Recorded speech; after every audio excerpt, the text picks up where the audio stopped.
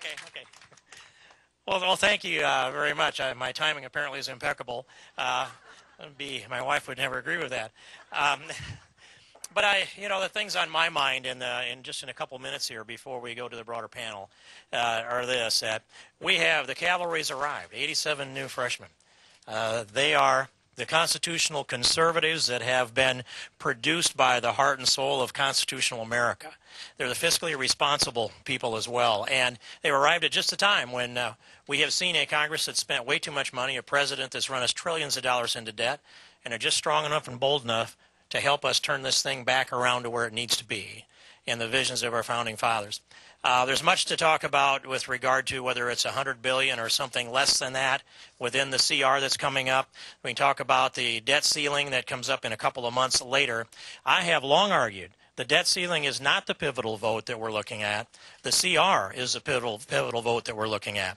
The continuing resolution that if I were going to make the call, I would just extend the funding for 30 days. I'd leverage the president and Harry Reid as hard as I could and try to make as much progress as I could. And then the next 30 days, we'd take it up again. I would do that all the way through if we need to. And yet, it seems as though that decision may have been made to extend funding out to the end of the fiscal year, September 30th. It was announced that it'll be the largest appropriations bill times 5 that's ever been voted on by Congress before, even though it'll be rolled back to 2008 levels and perhaps have the $100 billion in cuts in it. It'll still be 5 times larger than ever voted on before because it's all of the bills rolled up into one, and it's about 7 months of funding.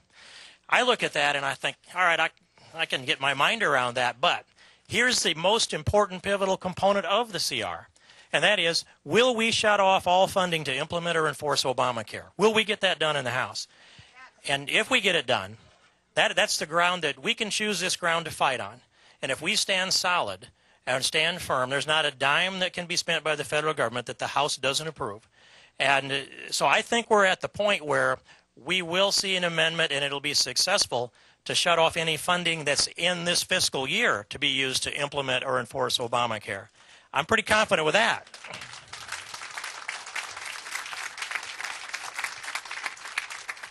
But those of you who know me know I'm not easily satisfied. And the position that I have taken for some months now.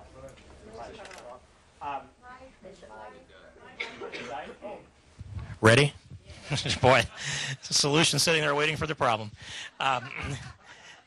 So, since December, when it became clear that when the CR was passed that it funds the government till March 4th, I've taken this stand. It took me a couple weeks to get around to it, thanks to some help from some of you, that we must not only shut off all funding to implement or enforce Obamacare for the rest of this fiscal year, but we should follow the model of the funding that shut off, the appropriations bill that shut off the funding in the Vietnam War.